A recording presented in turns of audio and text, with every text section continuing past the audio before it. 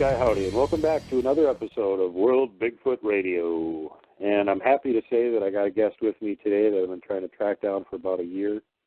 He's got a lot of background in Bigfoot, has done a bunch of research on him, and has some really interesting stuff to talk about. And this is his first time on the show. So everybody, please keep your ears open and your eyes open, because there's going to be pictures and video and stuff on these episodes with him too. And welcome to World Bigfoot Radio, Leo Frank. Howdy, Leo. How you doing today? I'm doing good. I love people with two first names. It's almost like Jan Michael Vincent, or the guys that have like two or three first names. They don't have an actual last name sounding last name. Well, every time I go to a hospital and I have to get blood work or anything, they always come out and call my last name first. They do this. They do this all day, but they get screwed up on my name. Yeah, I know, that's pretty funny. I got a couple other friends that have that double first name thing going on, and they have the same problem with it. So let's get started here with, how did you first have any notion that Bigfoot existed at all, and then sort of let us know from there how everything developed and you ended up in a situation where you're actually studying a bunch of them? The short answer to that is I didn't. It wasn't something that was on my radar at all. Not at all. It, like I said before, I think it was, I most likely did see the Patterson film, little clips here and there on Canadian TV, but other than that, I wasn't into it at all. It was, cryptids just weren't my thing. But yeah, totally understandable. Until I saw something, I really wasn't that interested in it. No, and I mean, like I said, it was just, of all the things going on in our lives in that area, there wasn't, we had our own little legend there on the mountain, but it wasn't, nobody ever used the term Bigfoot or Sasquatch. It just wasn't talked about. Well, yeah, and keeping in mind now your location, you're on like the opposite side of the continent from where Bigfoot Sasquatch is going on over in the Pacific Northwest. It was on the North Mountain of Nova Scotia. Nova Scotia. Yep. Oh, sorry, South Mountain. Yep, in the far north. North enough to know it in the wintertime. It's always winter there, isn't it? How much summer do you actually have? Right now, 5-6 inches maybe, but like I said, we got hit by. No, I said how much summer do you actually have there? Oh, how much summer? Oh no, we get our 4 seasons. We're not way up north. We get our 4 seasons. This right now should be fairly nice, but yeah, we get a good 3 months of really hot, humid weather in the summer. Yeah, we got. There's no such thing as regular hot anymore. It's just hot and humid now. Yeah. Yep. Well, we used to get the same thing all the time, even when I was a kid. Even it'd be brutal Siberian winter, and then when summer rolled around, immediately it'd be 100 degrees and 100% humidity with a dew point of 95,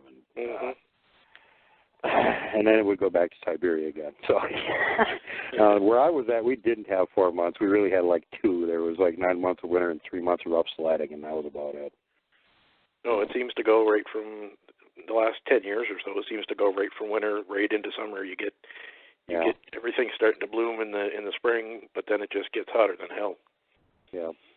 Yeah, that's the way it's pretty much out, at least for the last 40 or 50 years that it's been.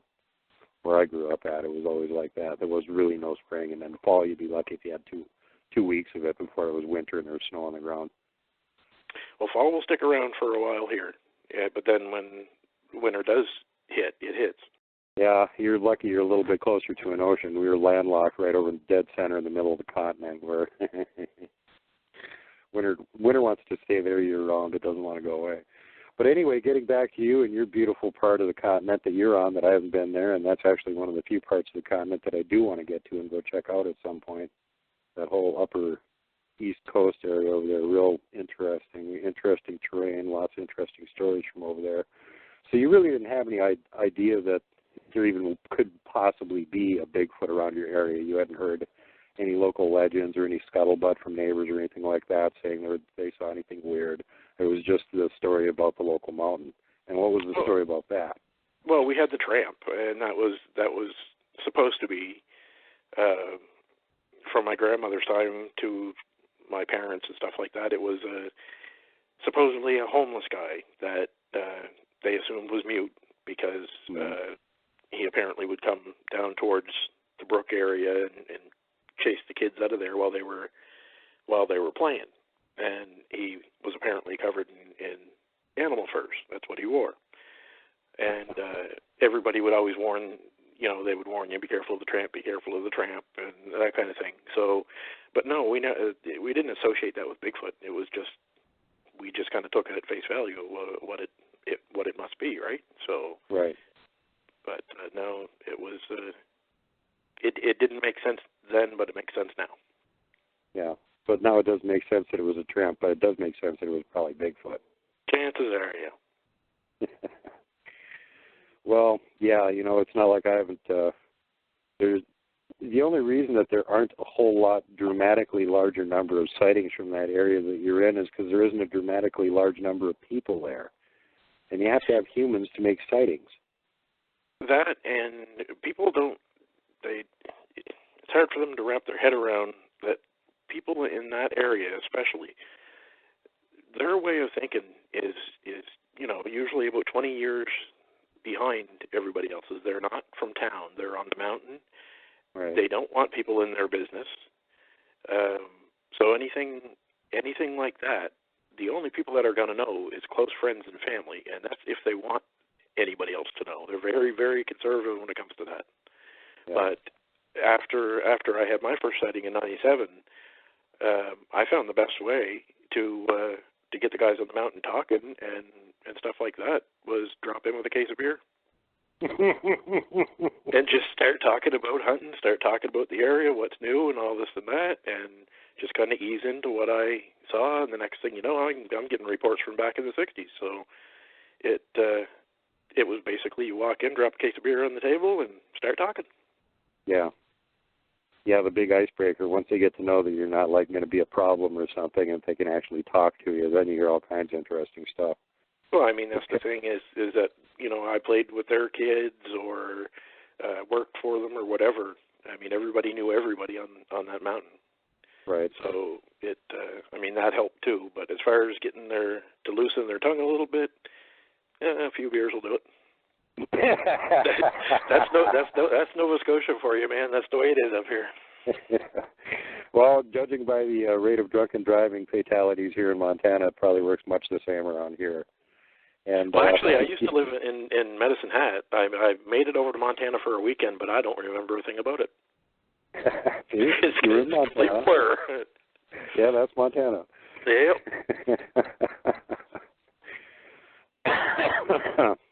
Yeah, you get two different schools of thought around here. One is that there's some areas where like pretty much everybody knows they're around and has had sightings, or somebody they know has had a sighting or something, and they just don't talk about it.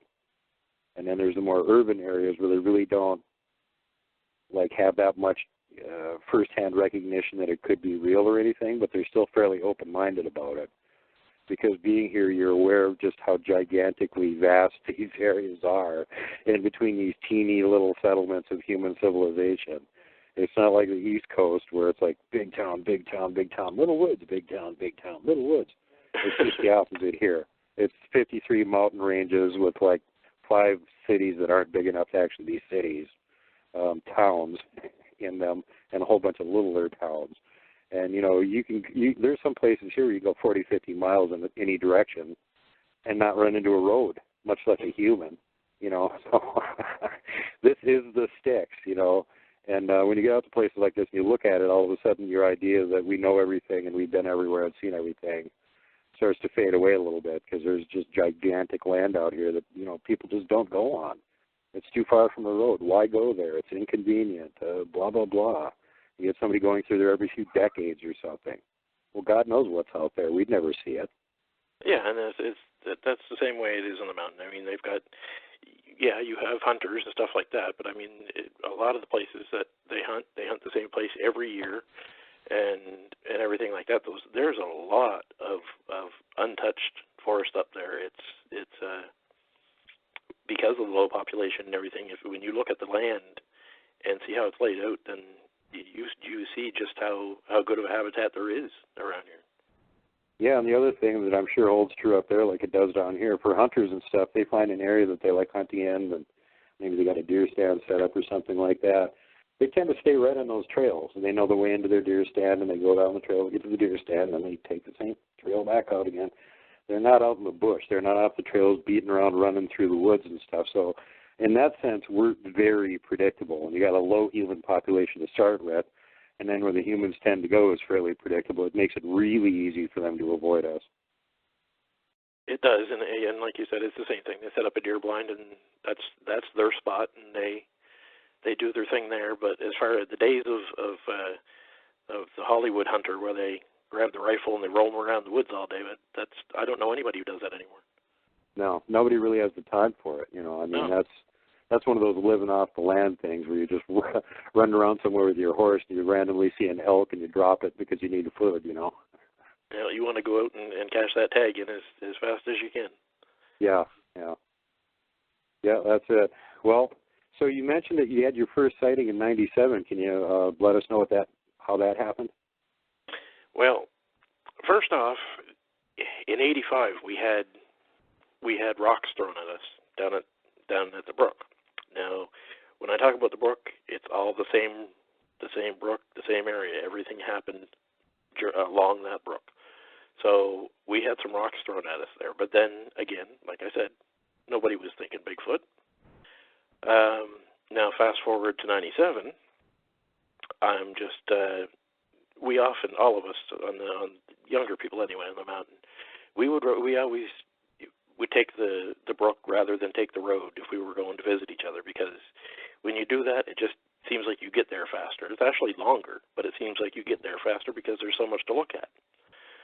So I headed up to a friend's place. I camped out the night before, packed everything up, rolled a few smokes, and just walked down the path, headed down to the brook, started walking up the mountain, and just a matter of a few hundred yards from where we had the rock throwing in '85, I see a black bear in the pool just below where the waterfall comes into the brook.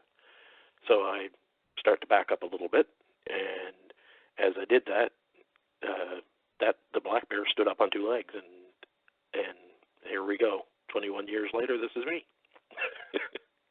Uh-oh. Basically. So it probably wasn't a black bear then? It was not a black bear, no. I wish it had been sometimes, but it was not. So how far away were you from him? No more than 30 feet. Oh, Jesus, you were really close. Well, so you got to look. It's not possible that it was any more than that, and I know I wouldn't have gotten that close had it not been raining for the first 4 days before that, because the night before was the first night that I was able to camp out, and the brook was running heavy, the waterfall was running heavy. There was no way that I could have even got, it would have been impossible to get that close. But I think the reason why I was able to was because of the wind and because of the sound of the water. Other than that, I don't think it would have happened. I don't think it would have happened at all. Wow. So what was his reaction then after he stood up and noticed you were there? Well, see, he stood up and kind of did a half turn and then slowly did the full turn and looked at me. He held his one arm up that he had in the water, because when I say that this is the one that I remember every day, it's always that same picture. It's the sun shining down through the trees, and it's reflecting off his wet arm. Why that part is the part that really sticks with me, I don't know, but I think everybody that has seen one has that one certain thing. Yeah. But so he held his arm up above his abdomen, and there was water dripping off that. He looked at me, and I froze. We stared each other down for, I'm sure it was only seconds, but it felt like a lot longer than that. And then there was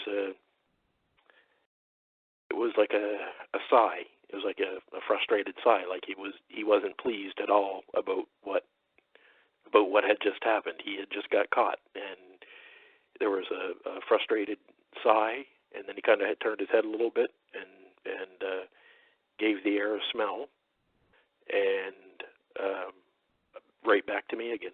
And then it went on like this with me trying to wrap my head around what this new reality that just happened, what was going on. But as far as how long I was there, I can't honestly tell you that. It could be, it could have, I'm sure it was only seconds though, but it seemed to drag on forever. Oh, I know that feeling. Yep, definitely know that one. So what color skin did he have? Black. It was like, if you ever had an old leather jacket, a black worn leather jacket, you look at the elbows, his skin was like that. It was like worn black leather. Well, he must have had a pretty good look at his face. What would you say his face looked like? His face, there was nothing other than the brow. I would say that there was nothing gorilla-like about him at all. It looked like someone of African and Canadian descent, really dark and covered with hair, basically. Mm-hmm. Did he open his mouth? Did you see teeth at all? I didn't see teeth, no. Okay. His nose, did he have a straight hawk-like nose or a mashed-in sort of like boxer nose, or what you'd think of like an Aboriginal cat? He had the flat wide nose. Yeah. But he had a hooded nose like a human. It was just a big, fat, wide nose. Yeah. Okay. Yeah, and that really matches with what people see commonly over in that side of the country is the caveman looking type. Yeah, and like I say, it immediately it didn't. I'm looking at Bigfoot. I don't know what I was thinking at the time. It was like when you just wake up from a dream. It's not real, but yet it is. And yeah. So it was really. I wasn't thinking Bigfoot because this was to me, a hair-covered man that didn't look like the average man, obviously, but it was the first one. Him being the first one, he was basically a hair-covered man. Could you see? This is during the day, basically. You could see his eyes pretty well, I'm assuming. Could you see any whites in his eyes, or what color were his eyes? Yeah, you could. I could see the whites of his eyes. I can't tell you the exact color other than to say that they were dark. I've always, when I close my eyes and see it, I think brown, but I mean, that's as far as being able to pick a color, I don't know, but they were dark. Mm. Yeah, that's a detail that interests me because some people report seeing that they have whites in their eyes, and other people report that the ones they saw didn't have any whites in its eyes, and then sometimes you get the reports that the whites are actually like amber colored. They're not actually white. So all sorts of interesting variation. I think it has to do with which type that we're talking about. But, well, if I had been closer, I mean, to me, I would call them the whites of his eyes, and yeah. I was able to see them, but it could have been off-white. I don't know, but they were lighter than. Well, if it was light colored, it probably wouldn't have been amber because that looks more like a brown or an orange or something. Mm-hmm. Generally, so. But no, to me, they were. I could see the whites, and false memory or not, I'm thinking brown eyes. So how big do you think he was? I'm assuming it was a boy. How big do you think he was? He was a male, and I wouldn't put him any more than 6'2" at the most, and I wouldn't put him any more than 220, 230 at the most. Wow, just a youngster. Well, no wonder you busted him. Well, that's the thing. Probably what the sigh was all about. He's like, oh, man, Dad is going to yell at me. Well, his dad was going to have a good go by the way he was built.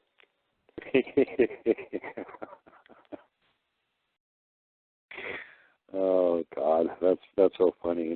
It happens so rarely, but that does happen, and it's funny that like every single person that I've heard that's had an encounter like that, there's always that moment where they just look like, oh, damn, busted, that kid with his hand caught in the cookie jar look.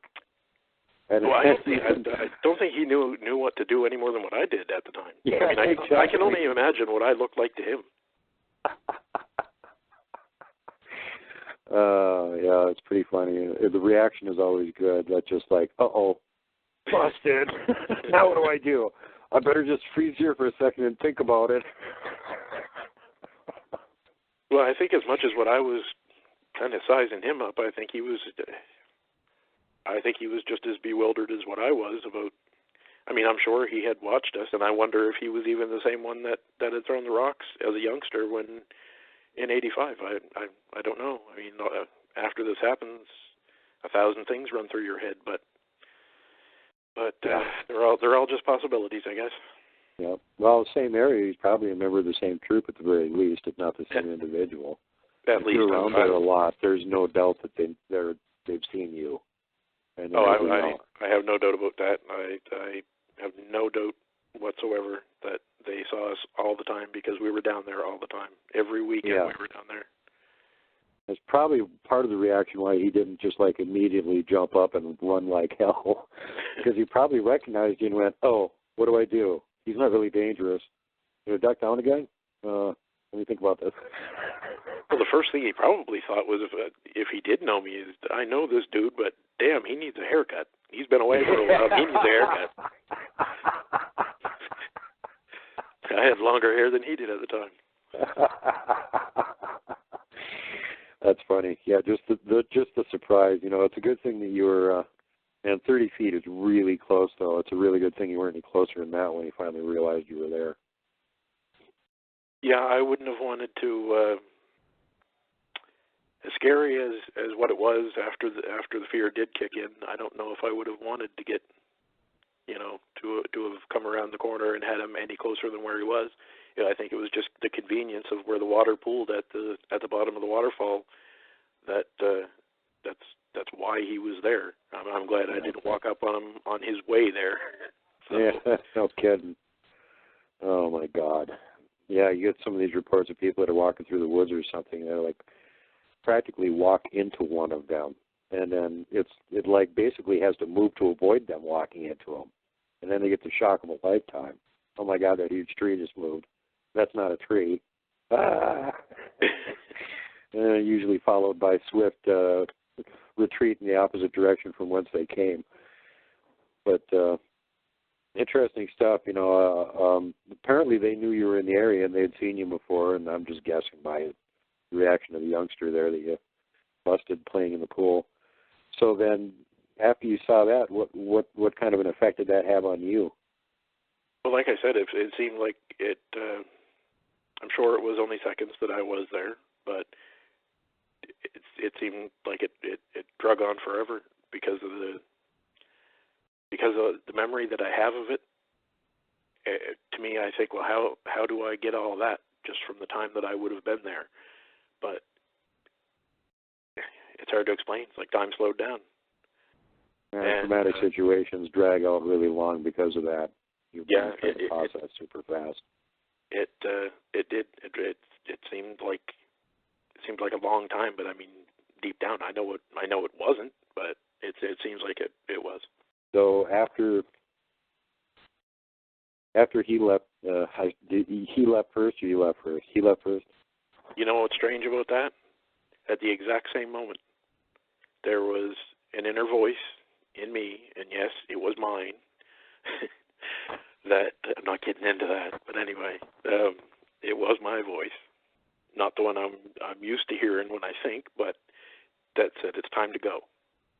And as soon as I thought that, it was like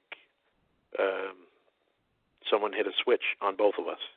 And I turned to my left, he turned to his, and I don't remember walking back down the brook. I remember being on the path back up to my grandmother's. I turned around and looked at him once, and he was gone. But it was only once I got back to my grandmother's and sat on the patio and tried to light a cigarette, and I couldn't. I was shaking so bad that I couldn't get a cigarette lit. I had the lighter going all over my face. But it was then that the fear really kicked in. Yeah. That everything that I knew had just been, turned inside out. How old were you when this happened? I would have been 20 at the time. Wow. Yeah, I don't know if I'd rather trade places with you or not. I had my first sighting when I was 10 years old, and that's when my world got turned upside down, and I decided all the adults were liars. So I don't know if it's any easier when you've got another 10 years of that built up and you then have the whole house of cards kicked down. Well, I can assure you, buddy, it ain't no easier. It's not easier at all. Because by then you've already got your place in life mapped out pretty much. I mean, you figure, well, I'm going to be, with me, I figured I was going to travel around Canada and be a laborer. I mean, school wasn't my thing. I knew I was going to be a laborer. I had it all mapped out, and I was never without work when I wanted it, or anything like that. And then I walk up and see this. It's everything changed. There's not one part of my life that wasn't affected by it. Yeah, and that's one thing that people that haven't had an experience like this can't really understand is how massively this changes your life. Your life couldn't be changed anymore if the mothership landed and you got picked up by some little blue aliens and taken off to their homeworld for an evening and then brought back again. That would be no different. That's how much it changes your world. It does. It's just as wrong as if a person saw what you just described. It's just as, because you think you know everything, and I mean that's human nature. You think you know everything, and then bam, it's everything you know was wrong. It's gone. Yeah, and part of the problem there isn't so much that it was ignorance as it is propaganda. That's really the issue. Because, on the one hand, you can say, okay, well, I didn't know about these things. Nobody knows about these things. But in the case of Bigfoot, at least after you find out about them, you start realizing there's lots of people that know about these things. In fact, there's people that are probably trying to keep other people from finding out about it. And there's lots of other things that they're lying to us about. I had no idea what... especially when I first started with the online Bigfoot community, as much as I hate to call it that, I had no idea just how big this whole thing was. I didn't have a clue. Didn't know what I was getting myself into. Yeah. Well, it's nice that at least we're gaining ground. There's more and more awareness amongst the general public that, hey, there might really be something called Bigfoot running around out in the woods, and you might even know somebody that's seen one and they've just never told you about it because they don't want to be ridiculed. So it's moving. It's generally moving in the right direction, I'd like to think, anyway. It is. It may be for us. I don't know if it is for them.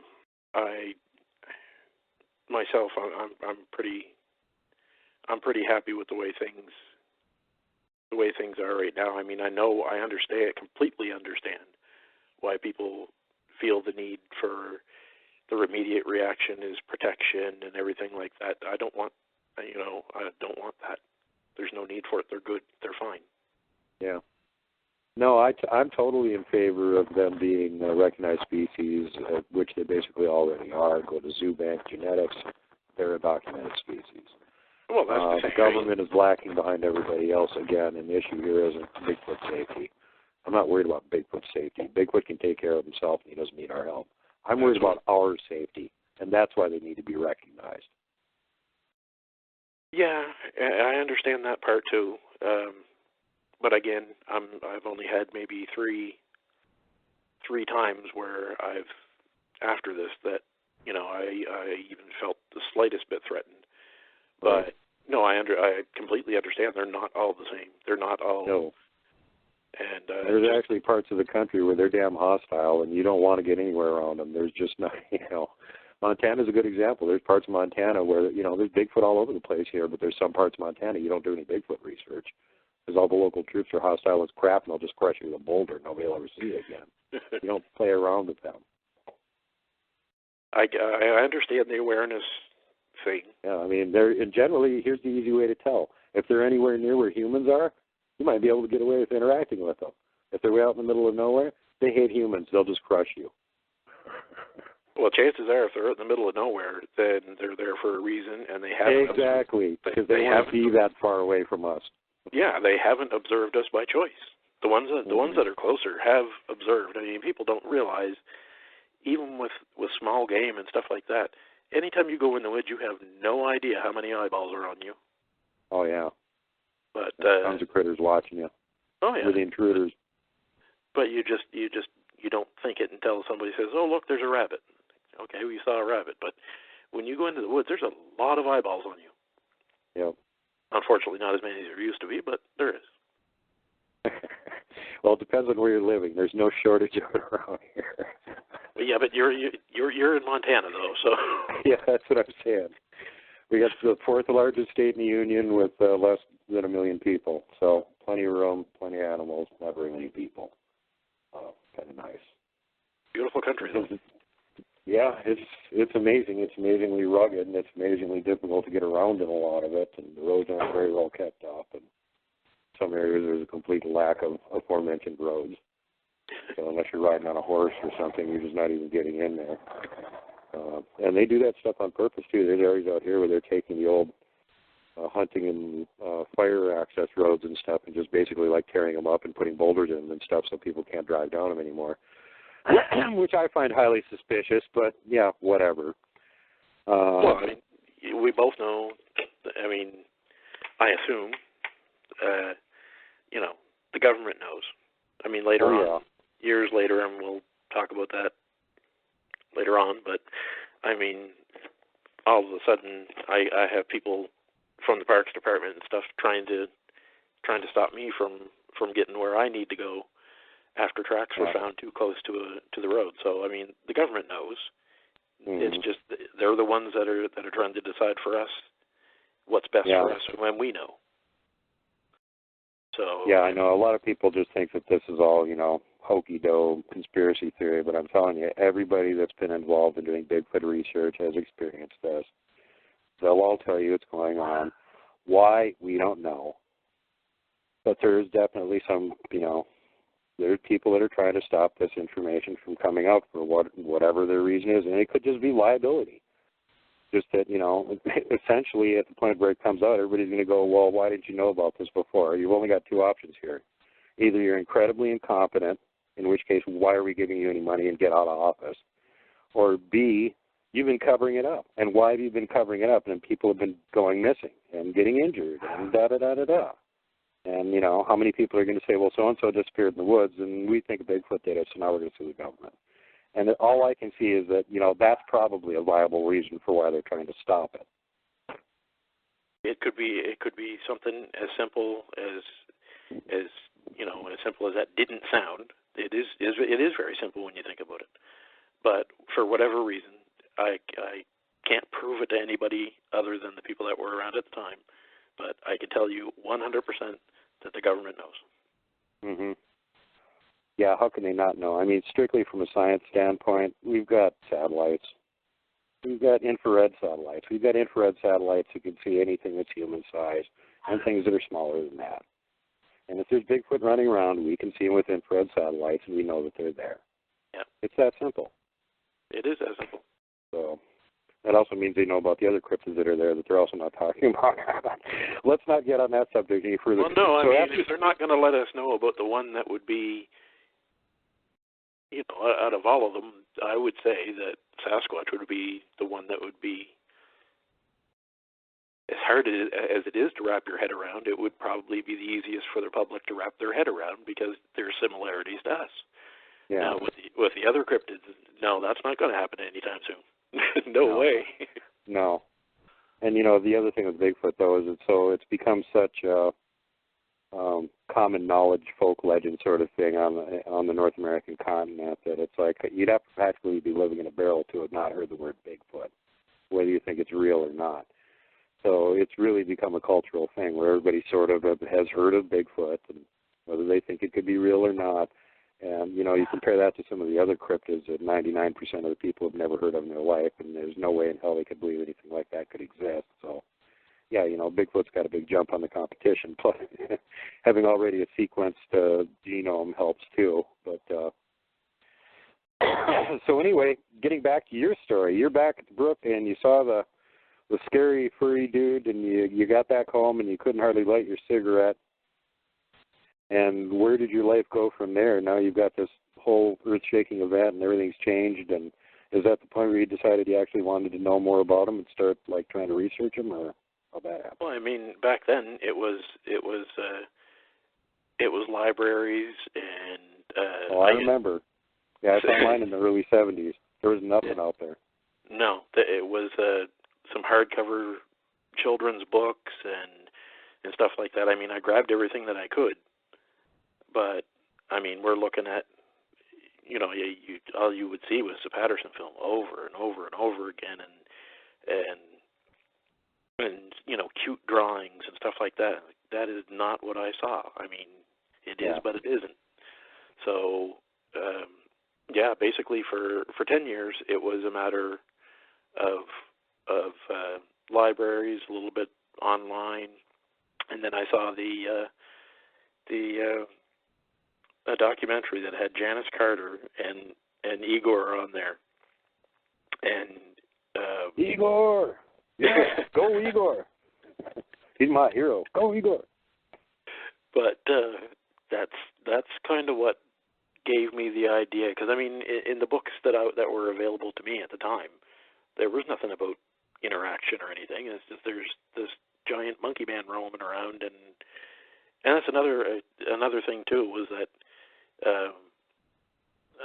the common misconception with a lot of people is that there's just this one hairy monkey man that seems to be roaming around the whole world.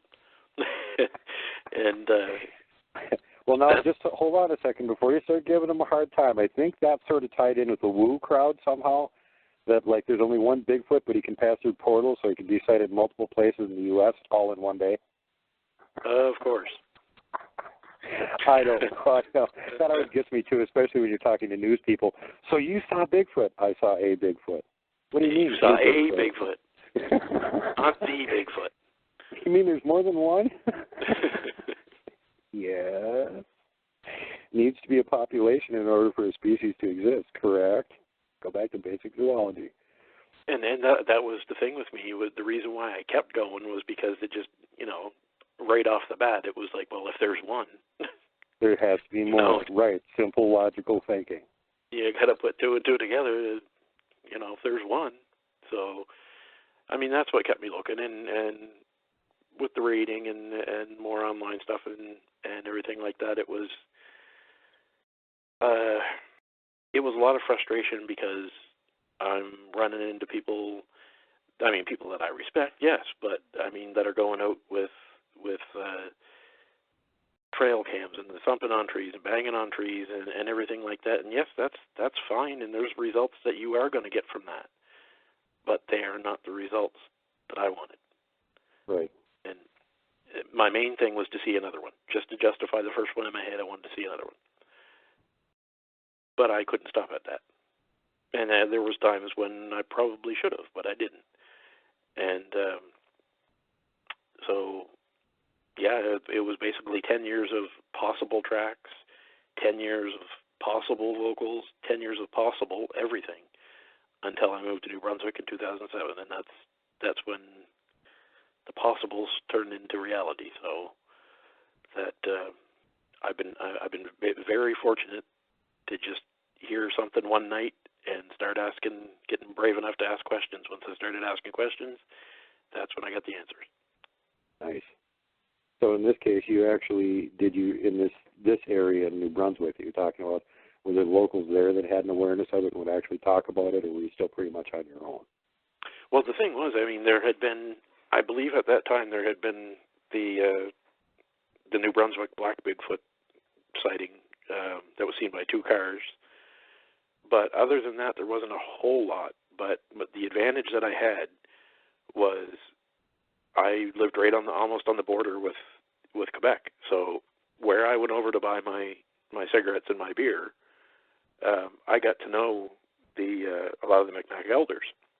So it was just a matter of, again, getting them comfortable enough with me, and me finally getting the balls to bring it up. And I talked to them about it. I asked them about it. They were cautious, extremely cautious. They wanted to know why I wanted to know. They wanted to know, what I had planned to do if I did see another one. Just to make sure I was prepared and that my intentions were good. And I basically told them I just need to justify what I saw, and they told me right off.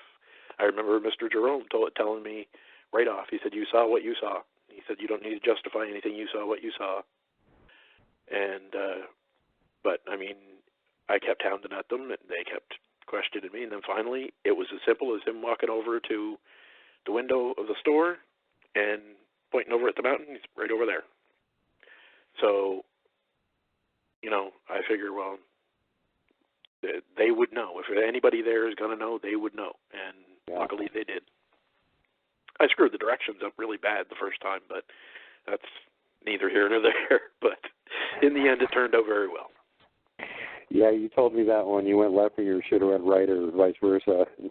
Wound up in the wrong spot and couldn't figure out where you weren't seeing any signs. And you did ask them again, and they went, "Oh, you took a wrong turn." Oh, I got nothing. I got nothing. I went to the right. When I got to the top of the mountain, I went right, and I should have went left. But all I knew is that these hairy whatevers were up there, and so I'm all jazzed about going up. I didn't, the directions were like, okay, hurry up, finish the directions. I'm going. I'm heading over there. So yeah, I went up, and I got diddly squat. I got nothing. So I went back, and then when I did tell them, they asked me where I set up and everything, and because I had discussed gifting with them, and asked them how that worked, and again that came from Janice Carter and that whole show and all that, which turned out to be for the most part BS, but the theory works. It's worked for me all this time, but so yeah, I finally got the. After they had their good laugh at me about screwing the directions up, I got it right, and that's when I found my first snow tracks. Oh wow! What time of year was it? It was in later mid-March to later March, because up there snow will hang around up in that mountain area. Snow will hang around until early June, depending on the temperatures and that. Oh, yeah. Well, around here we got mountains and pretty much got snow all year round, glacier part. But, so I know what you mean. So was it a good size? Was it a pretty clear track? What size was it about? Well, with the first snow tracks, it was hard to tell, like with the melt and refreeze and everything. It was part of me saying, yeah, I know what those tracks are. And then another part of me saying, yeah, but you got to take the temperature and the freezing and the everything into account. So, yeah. I knew what they were, but as far as measuring them out, the first ones were over 18 inches, but it turned out later on that unless there had been a visitor there, which I can't say that there wasn't, but later on they were about 16 and a half inches. But at first glance, they looked bigger at first glance, but yeah. Yep, that's the problem with snow tracks. Unless there's a really nice, clear, defined, crisp outline there, and it's been sitting there for a while, it could have been melting and changing the shape and the size a little bit. So, can't be. Well, I think we've all come across that a million times. A person can very easily mistake a simple boot track, depending on the weather. Oh, yeah, if it melts long enough so you lose all the shape of it and everything, it can turn into a 12-inch boot track and turn into a, 16, 17-inch vaguely humanoid shape. That might be a Bigfoot track. No, it's just a boot track that's been sitting and melting for a long time. Yeah, and that is exactly what happens. I know, because I fell for it 1,000 times myself. So, yeah. But luckily in this area, after finding them, I set up at the time I called it a bait station, which is just stupid now. It was a gifting station, and I set that up over to the left, and it was slow going at first, but I was finding tracks, and they were the same ones, and then I started finding smaller ones, and I knew that I was in the right spot. The gifts were going, and then there was the first sighting of the adult male, and that's when I knew I was a lot further ahead than what I knew of. So how did you end up seeing him then?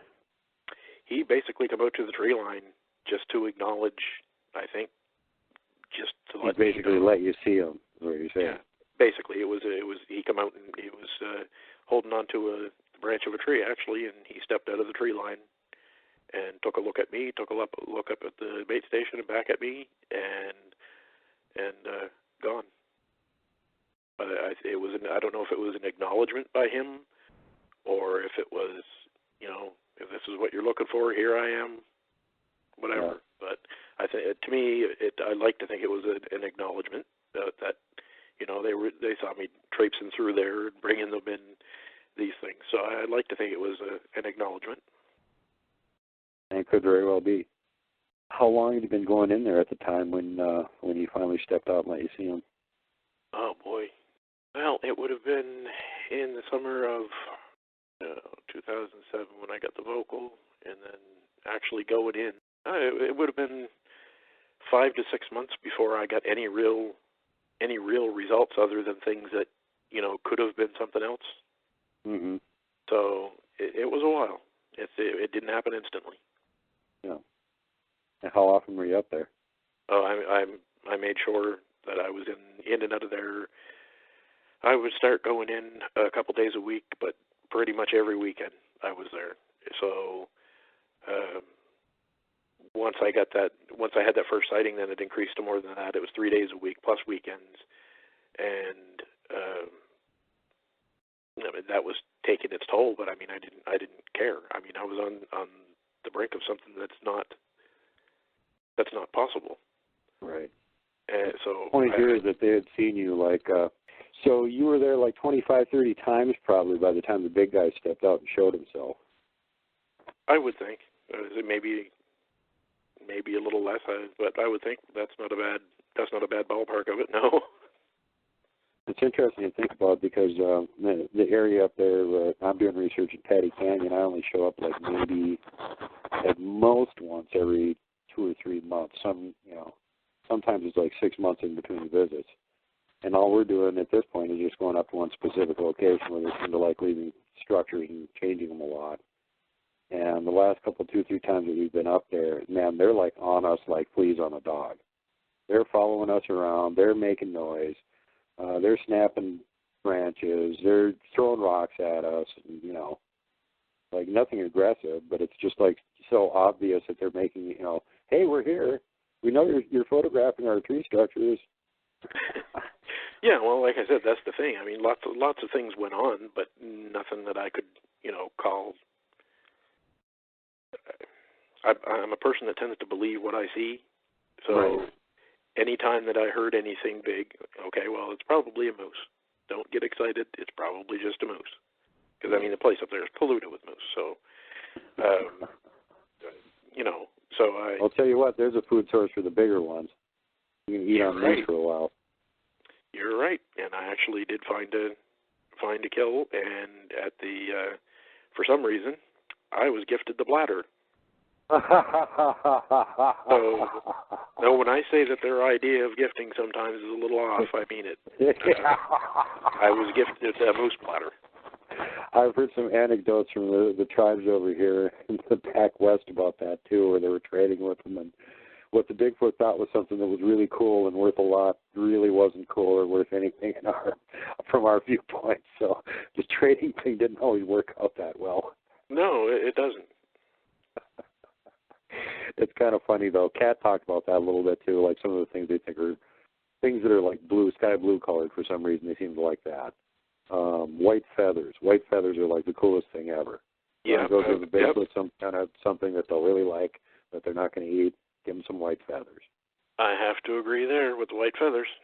I've had that myself, but I think as far as gifts, I think the one that it kind of freaked me out and cracked me up at the same time was the bladder. I know.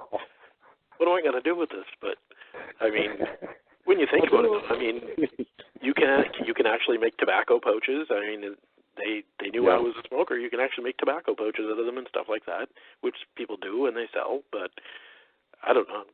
To me, it was just odd. I wonder what they normally do with them, like hurl them in a car over an overpass or something. God knows. Oh, yeah, I don't want to think that they might actually be eating that, but they will eat skunk cabbage and slugs, so God knows what they'll eat. Oh, my goodness. So, wow, how big do you think he was then? Was he very far away from you? Well, he was across. He would have been right across the clearing. So, yeah, he was a good distance. But after going over and measuring the tree, he was. I can't give weight. I don't know why I really suck at that, but I can't give weight. I'll just send you the weight estimator chart, buddy. Everybody needs that when they're doing Bigfoot investigation. But yeah, he measured out roughly 8'3". That's good size. It is. He was a decent size. I mean, he wasn't like the first one. The first one was cut like a bodybuilder, greased up bodybuilder kind of build to him. This one wasn't whatsoever. He was just, huge and bulky. It was a completely, totally different look. Yeah. Yeah. But again, as far as the face goes, again, he looked basically like and as far as his head and everything like that, he basically looked like an old man. Speaking of his head now, he's a little bit bigger, mid 8-foot range from your guesstimation. Did he have any kind of a sagittal crest or cone shape to his head? Absolutely, he did a lot more than the first one. The first one had virtually none. But this was your I don't know, your typical older looking Sasquatch, I guess, whereas the first one didn't. When I look back at him now, it's hard for me to think that way. But no, he was definitely, this one I have seen drawings and paintings that resemble him quite a bit. He was basically an older man kind of thing with the long beard, graying. He was brown and gray at the time, but he was just really big and bulky compared to the first one, the barrel-chested. Hopefully you can track down one of those illustrations that you've seen to show the audience at this point so they get an idea of what it was you were looking at. I have one saved Excellent. That resembles him quite a bit, actually. All right. So you guys are looking at it right now. I was trying to do that for my audience, so if there's a visual reference to what we're talking about, it's going to be on the screen so you guys can look at it. So then now you've seen your second one. You know for sure they're real. Mm-hmm. How much does that change your viewpoint? Was that a bit of a shock? It didn't have the same effect as the first. It was, how do I describe this one? It wasn't half the effect of the first one. It was, it's always shock and amazement, yes, but it didn't have the traumatic effect that the first one did at all.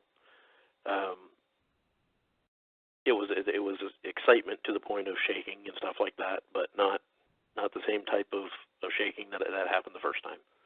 It was just excitement that here we go. This is things are going to pick up. That wasn't the confusion, borderline terror response. It was mostly just super excitement because you were knowing what you were going to be hopefully seeing. You just never expected when you finally do see one again. It's like, oh my God, I'm seeing one again. Oh. Well, when you've seen 6, that is hard for people to wrap their head around. You're crazy or you're completely full of BS. But if it wasn't for the 4 being together, that would never have happened. Right. I would have seen 2. So, see, there I'm half as crazy as you because I've only seen 3, but maybe I'm crazier because I've had 3 actual sightings. So we'll have to figure that one out after the show here. Which one of us is higher on the crazy chart? But I'll give you a run for your money. I know that. I've seen you've seen something that I haven't seen, but I've seen something you haven't seen too. I've seen 2 different varieties. I saw Type 4N, and I also saw one of the Type 2s over here in Montana. I think that's what we've got here. Even the gigantic one didn't, the picture of him didn't look like he had a sagittal crest on him, so I think Type 2s, but not sure. Well, out of that family, none of them, short of color, none of them look the same, even close. But still, none. There's short of the one that we'll discuss on another show. Carl. That first one is that first one is the most perplexing. That's the one that and the youngest one out of this group here. Those are the two that stay in my mind every day. I can close my eyes right now and see them both. It doesn't go away, because that was the next.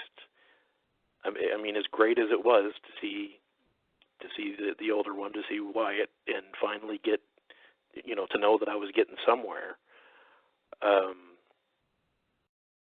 Never did I expect it. Right now, the last few years, you hear people talking about juveniles left, right, and center. That's not the way it used to be. Yeah. So to end up seeing them, that was another one that just blew my mind. And I didn't know how to act, because now you're messing with young, and that's not a good idea in the wild at all with anything. Let alone something that's 8'3". Yeah, or bigger. Yeah. Yeah, it doesn't even matter. Anything beyond the 6.5 foot point, they could just mush you up like a basketball and bounce it on the court. So you really, really don't want to get on their bad side and make them angry. That's No, just thinking like the Incredible Hulk. Don't make them angry. You wouldn't like them when they're angry. I did find out the hard way, but luckily it was only a vocal that making them angry is not the brightest idea. Unless you're suicidal, then yeah, you go. Other than that, no. No, they got short. That's one thing that you hear over and over and over and over again, is that, they just do not have a whole ton of patience for things that tick them off. If you're doing something that ticks them off, they're going to let you know about it really soon. Instantly. They just don't have a whole lot of patience for it. Instantly. And the thing is that no matter how many times they see you, no matter how many times you think that they're comfortable with you, there are lines and you don't cross them, and sometimes you find out the hard way that you did cross one. Yeah. And you think that you've screwed everything up. Even if you haven't, you still think you did at the time. And then you go kicking yourself for weeks over it. But yeah, it's not a good idea. You got to go with what they're going to allow, and if you push it, you'll know. Yep. Yeah, I'm totally playing with kid gloves with the deer hunters up here on Patty Canyon. It's pretty much same theory I'm using. Well, there's no reason for me to crowd them. I know they're here. I'm finding out things about their tree structures and stuff, and I'm not giving them any food. They really don't need it. They got plenty of deer to eat. So just hopefully they won't get aggressive and super pissed off, as long as we're not up there bugging them all the time. That's my theory anyway. That's what I'm working on. So now, how did it? How much longer was it after when you saw? Now you call the big male Wyatt, just so everybody knows when you mentioned Wyatt, that's your name for the big male. How long was it after that before you saw all four of them? The next one that I saw was Littlefoot. He was the youngest. Okay. And so that was a matter of months. That was a matter of a few months away. And what happened there was I wasn't necessarily able to be there every time that that the apples and the pears were taken. And by the way, if people are going to do this, don't be feeding them junk. Don't do that. If you're going to gift what's available in the area and be responsible about it. But anyway, I'll get down off my pedestal now. Well, no, let me jump up on the pedestal and do my little bit of preaching too, as long as you cleared the pedestal and we're on it. You're absolutely right, and I don't advocate feeding them at any point, under any circumstance, for any reason. They can take care of themselves, seriously. They absolutely. It's just a bad thing to get into with them. And worst case scenario, they can start following you back to your house, demanding more food, and bothering you all the time, and it can get really, really bad. It all depends on the personality of the ones that you're dealing with. Not all of them are nice and friendly. Well, that's and the a lot thing. of them don't like to be bothered. So it's always best to just don't habituate with food. And like Leo was saying, if you're not going to listen to us and you're actually going to go ahead and try that anyway, at least use natural food that's available in the area that they're in. I know one person that feeds them local apples, and they won't even eat store-bought apples. If he brings them locally picked apples, they'll eat them. The other ones, they just leave them. But, I mean, when I hear people with the, chocolate and stuff, don't do that. Oh, God, no. No. No, they like sweets just like humans do, and they don't have dentists. Don't give them that stuff. No, absolutely not. No, Now, the only time I've ever strayed from apples and pears was during salmon season, and I took up a half a salmon. And oh God, yeah. Well, of course they'd like that, and again, it's local food. Yeah, and I mean, it's the only reason I did is because right there on their property, and I do consider it their property, the salmon run goes right through there. So that was the only reason why I even considered that, and I ended up being gifted a bracelet for that one. Nice. It was. It was a birch bark bracelet. There's a hint for you. Bring us more salmon. We'll give you another bracelet. We'll have you worked up like Mr. T if you keep bringing us fish. Yeah, right. Yeah, bring them 2 salmon and send me the extra bracelet. I want a bracelet. Made by Bigfoot. Then when I try and get into a concert that Bigfoot's the bouncer at the door, I'll just hold the bracelet up and it'll be like, okay, you can go ahead. First you stupid demon, stay out. I don't know, man. Concerts that I've been to, I don't think standing there with a salmon is, the best idea while you're standing in line at a concert, but it could just be a me thing. I don't know. Depends on what kind of band you're seeing. If it's like Fishbone or something, it could be perfectly appropriate. That's true. But anyway, getting away from the silliness and back to the actual serious Bigfoot stuff here. That's like a good choice. And again, keep that in mind, people. We do not advocate you feed them anything. But if you decide you're going to, feed them something from the local environment that they're used to eating and they know what it is anyway. I had Rich on, he was talking about leaving them bananas. Well, they don't know what a banana is. They take the apples and they leave the bananas because they didn't know what the hell they were. Of course. How would they? But, yeah, and that's an important thing. Just because that worked for me, that it doesn't mean that it's necessarily the best idea. They're not all the same. I found that out, and they're not all the same. They vary so much. They vary as much as what we do. So no, it's not the brightest idea. But the reason why I went with gifting was again because of the show that I watched, and because my ancestors did it. It was a matter of trading to see if I could get this trading thing going. But if you are going to do it, be very responsible and think about what you're doing before you do it, because you could actually, like you said, you could be looking for trouble that you do not want. Yep, and boy, have I heard way too many examples of that. That's why I always take the time to be really cautionary when this pops up, because man, have I heard some horror stories related to this sort of thing. No doubt. See Jehonabi lines type of horror stories that you just don't even want to think about being involved in something like this. So better safe than sorry. If they're willing to put up with a human being around, you don't need to really be bribing them with food. But now let's get back off the pedestal here and off the high horses and get back to telling the story again. This is so cool. It's not very common that people get to be in a situation where they get to interact with a small family unit or a troop over a long period of time and actually get them used to the point where you can actually, learn something from them or see them a couple times. So that's just, super cool that it worked out like that for you. Like I said, I've been very, very fortunate, but I think it is more common than what people are willing to come out and say. I mean, I was one angry dude when I first got on the online thing because I kept reading all these horror stories. And I'm like, no, they're not all like that. I've got this stuff going on, and I can't tell anybody because they're going to think I'm out of my friggin' mind. Yeah. But But no, and I agree with you there. That's another thing. That let me jump on the other side of the bandwagon now. There's way too many people out there that are spreading horror stories about Bigfoot, and a lot of them are BS and they're made up. Yep. There are bad Bigfoot. There are Bigfoot that have hurt or killed people, but it's not very common. Mostly they want to stay the hell away from us and just be left alone. And if you're not messing with them, they'll probably leave you alone. And I think this is just the tendency to, if you have a story about a Bigfoot walking out and waving to you, well, that's amazing. But if you got a story about a Bigfoot attacking your house and throwing a boulder on your roof, well, that's more amazing. And which one's going to get more views? Oh, yeah. So I think a lot of this is just driven by the fact that people have figured out how to monetize telling Bigfoot stories, and so they're more prone to want to tell the ones that are more, incredible, heart-stopping, gut-wrenching terror that will get more viewers to stop in and check it out. And you just saved me like 2.5 to 3 minutes of talking, because that's pretty much exactly what I would have just said. Well, and it's just human nature. The better story is going to get more attention, whether it's true or not. And so people are going to be prone to want to make up some of these stories just so they can get attention.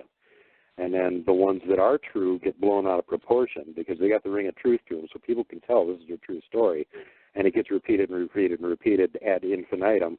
And all the other zillion stories where it was innocuous and I saw Bigfoot and he turned around and walked away, people don't pay that much attention to it because it's not the riveting, gripping, heart-wrenching story of terror and threats in the wilderness and hobgoblins in the boreal north woods and all this kind of stuff, Not to say that they aren't real and some of them aren't dangerous. It is real. Some of them are dangerous. But it's been blown way the hell out of proportion, basically, is the bottom line on it. It has. And will always be, because, like you said, they want the gory monster stories. They don't want they're not as different from us as what, they're not all vicious monsters. But the vicious monster and stories. if they were, we'd have a serious monster problem. We'd have a lot more disappearing people than what we've got right now. It'd be fairly apparent with their physical capabilities when houses started being flattened out in the woods and stuff, and people were completely gone, that there was something going on there, If they were half as bad, a quarter as bad, an eighth as bad as what people think, it would be utter chaos all the time. The Bigfoot thing would have been, solved a long time ago. But yeah. And that's one of the reasons that, it's sort of, in a way, Bigfoot's helping the government in that respect because they're so low-key and non-aggressive most of the time that they can get away with just being ignored. And they're so good at hiding that the government can get away with saying, oh, there is no such thing. Nobody's ever thought of Bigfoot. What are you talking about? Well, with the as far as the hiding goes, with people saying that they disappeared and all this and that, I can't tell someone that you didn't see what you saw. No more than anybody can do it to me. Mm-hmm. Myself, I don't mind, but I don't like to do it to other people because I wasn't there. I don't know. I don't know what else is going on out there. I only know of the ones that I dealt with. So all they have to do is stand still.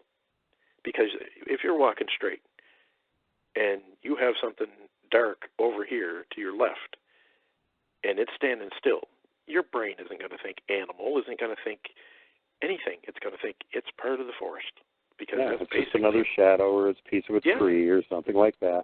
And you're right, because we key in on movement a lot. If something doesn't move, we don't notice it. No, if they're standing still, you're not gonna, you're not gonna see them. It's that simple. Especially if you're walking straight and they're off to the side and they don't move, you're not gonna see them. All they have to do is stand still. They don't need to disappear.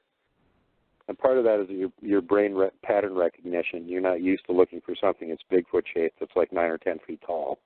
No. So your brain doesn't key in on it right away and go, oh, that's a Bigfoot. Of course not. And then the other thing is that they make it even more difficult because generally they're not going to stand out there silently not moving in silhouette so you can actually see the whole outline of them. And even if your brain would pick up that pattern, you're still not going to see the whole outline because you're not going to do that. They're going to be crouched down. They're going to be partially hidden behind a tree or a bush. They're going to be just a head peeking around the corner of a tree.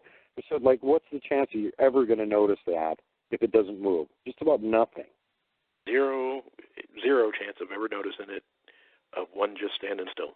It's your brain is not going to accept it or even call your attention to it. It's just not going to happen. Yeah. Well, even if you know what to look for. Even if you know that they're there and what to look for and you're looking for them.